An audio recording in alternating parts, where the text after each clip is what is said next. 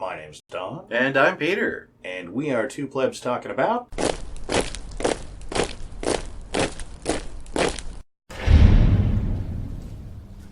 California.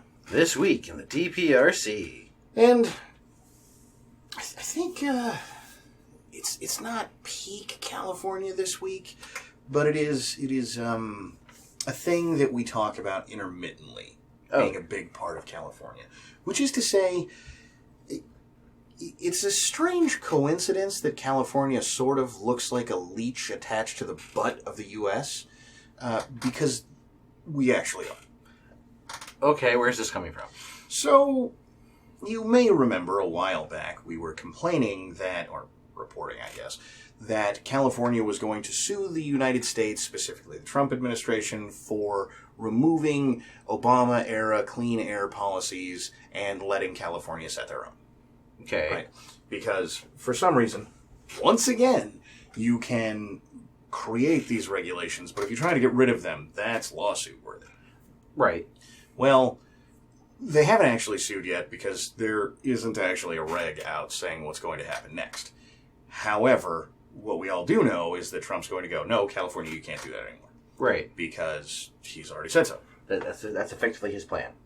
However, he is also, and the head of the, what the hell is it? EPA, has said, we're also going to just cut some of this ridiculousness. And all of this sounds like it's a big battle over pollution. Right. Well, probably not. Okay. So, regardless of whatever fungible regulations the EPA moves around that they can just do by writ, there are actually some law-based regulations that they cannot change. Okay. They can make them more strict, but not less, right? Right. The legislative branch and Obama and a few other people have said, look, you can go tighter than this, but this is the floor, right? Gotcha. We have to have things at least this clean. Now, agree or disagree with that, that's not at all the point of today's show. I do not care if you think they should not be doing that. That is, however, the way it is. Okay, that's the way it is. And so, Obama's EPA went, okay, well, tighten away. Right. And Trump went, no more. And herein is the problem. The law about this says, if you don't meet these metrics, the federal government will stop subsidizing you, or at least can choose to, in various ways. Okay. So, what California has been doing is ratcheting down those clean air regulations, specifically onto the car industry. Right. So that California, the state, can pollute basically as much as it wants, and yet the numbers will keep coming down because the car industry will put out less pollution. Okay. And so there's a bunch of projects all over the state to increase the size of roads, all running off federal grants because of the gas tax. Right. Well, those are going to create a lot of problems. How so? Lots of pollution, lots of destroying the environment. I mean, you're putting asphalt over presumably something living. Lowering of the amount of CO2 consumed by the plants because there's no plants, and on and on and on it goes. And none of that takes into account what it takes just to move all the stuff around. Right. And all of these things that California likes to argue pollute. Right. And they do, right? Right. So, they've been hedging their bets over there in Sacramento, saying, well, as long as we can just force car manufacturers to get their emissions down, we can sit here at the number that we're required to be at and be just below it and maybe move up and down a little no matter what we do. Okay. So, yes, your cars get more expensive, my cars get more expensive, everybody's cars get more expensive throughout the country because, as we've discussed before, California sets a reg on a car, there's a California edition for 1 year or two, and then it's everybody's car. Right. And so, getting rid of California's ability to do that means the car manufacturers can go, oh, we can stop wasting all this money, and then that's going to kick the pollution over the line. So California won't get money from the feds anymore. That's why they're talking about banning cars. You got it. Gotcha. Because if they don't have the ability to tell the entire rest of the country to subsidize California's road network through a Clean Air Act, we have no way to build roads. Like, none. Really? I mean, what's the gas tax supposed to be doing that? Well, so it's a federal gas tax for the vast majority of it, right? California's gas tax is, 2/3 of the federal tax or something like that for the actual tax portion. Mm-hmm. So, look, we would be able to do some things, but they're talking about widening out I-5 to 4 lanes during the large portion of the state that it's only 2 lanes. Right. And Highway 101 is supposed to double in size. Now, that's a lot of asphalt. That is, in fact, a lot of asphalt. And it turns out, because we played this big game with send all the tax money to the feds and then they'll send it back, which is just another way to get California, or for California to get the Midwest to subsidize its roads. Right. Well, I mean, now all that money's in the hands of the feds.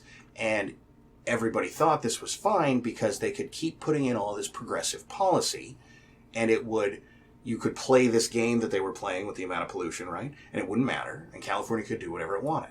Right. And it would still get the money.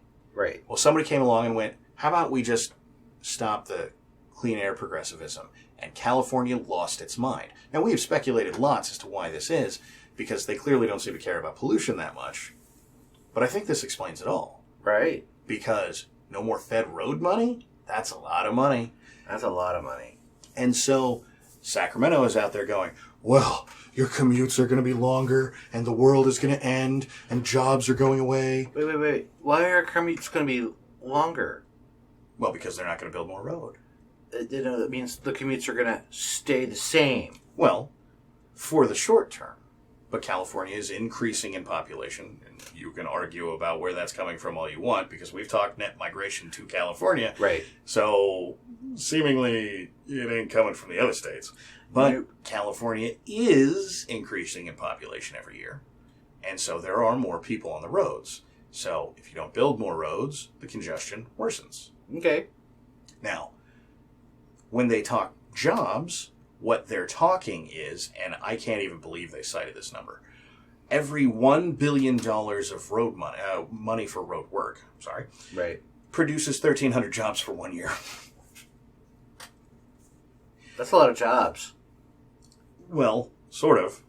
Now, maybe California is just much better at building roads than I have ever given them credit for, but they aren't. So where does all that money go? $1 billion for 1,300 jobs? What is that? That's an awful lot of money. That's like $870 million a year per job or something like that? Something like that? Or, no. $8 million or something like that. But still, $8 million per job. Well, that's still a lot. What are these people making $500,000 a year, and they're laying down $7.5 million worth of road? I don't think so. Yeah, that does sound like a lot. Doesn't it? Well, I mean, I remember the old show we did on Seattle's bike lane. They were costing a few million per mile. Yeah. So, I mean, not exactly outside of the realm of reason, then. No, but ridiculously expensive regardless. So, no less, they're complaining that they're not going to, and they're looking at a $130 billion loss. So, they're talking whatever, 1,300 times 130 is. Right. So, it's a lot of jobs over the course of whatever time frame. And they're complaining that that is going to cause us all of these problems. But the simple reality here is, if, one, we hadn't sent the money to the feds, and two, we hadn't been cheating, and I do mean cheating, by forcing the entire country to pay for more expensive cars, and that hadn't been our policy for who even knows how long, right, none of this would have happened. Wow. So when I say it's a mighty coincidence that California looks like a giant leech on the butt of the United States, I'm not kidding. Because we're going to force every single one of you to pay higher prices, pay fuel tax, higher prices from the market, right? Because cars are getting more expensive, and look, well, the technology is increasing fast enough that they're keeping prices in the same general vicinity of each other. 10 years ago, a brand new car was $25,000, $30,000. Now you're getting much closer to $30,000, $35,000. Right. And they're just complaining that it's Trump's tariffs, even though it's been a pretty steady line up till basically right now. Right. So We have been having the entire country subsidize us building roads. And by the way, we still have something like the 49th worst roads in the nation. Yeah, pretty much. Welcome to California. Yeah, we got all this money and still can't do it even halfway decent. And in that same vein of us being unable to spend money. No, the money's spent. The money's spent. That's not a problem. We just get nothing. We get no product for our expenditure. Spend it well. That's fair. Because we can spend money like a boss. That was terrible phrasing. It was. So, in us being unable to spend money and get anything for it. Effectively. Yeah. So, new report out, I think today. No, a couple days ago. Anyway, it doesn't really matter. It's talking about that Los Angeles' homelessness has increased, and it depends on how you want to calculate it, either county or city, which are effectively the same thing, minus a handful of miles. Okay. But either the county or the city has increased 16% the amount of homelessness that it has, and the county has increased 12%. Okay. Which don't tell you a lot. I mean, we know there's a lot of homeless there, so clearly that's a big number. Right. Well, it's 58,000 people is the current total. That's a lot. Yeah, it is a lot. That's a lot in And that's Los Angeles. That's LA County, to be fair. The city is something like 36,000, though don't quote me on that. The report will be in the description, as always. And so, we've all decided to ask why.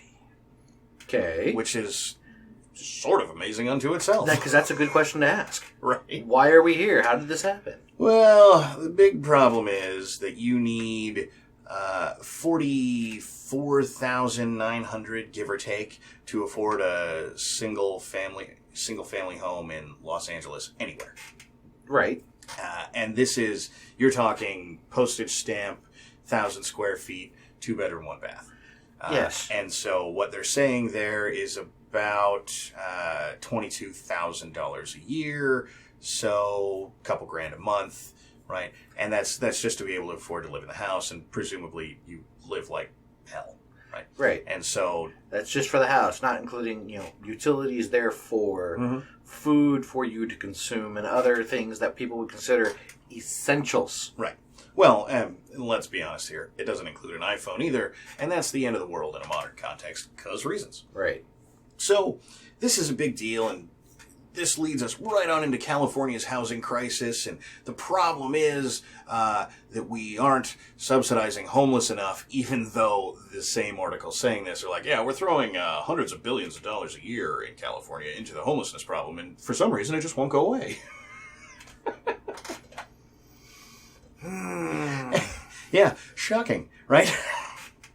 Now, they keep throwing money at the homelessness issue, at the impoverished issue, because if the impoverished don't receive help, they will become the homeless.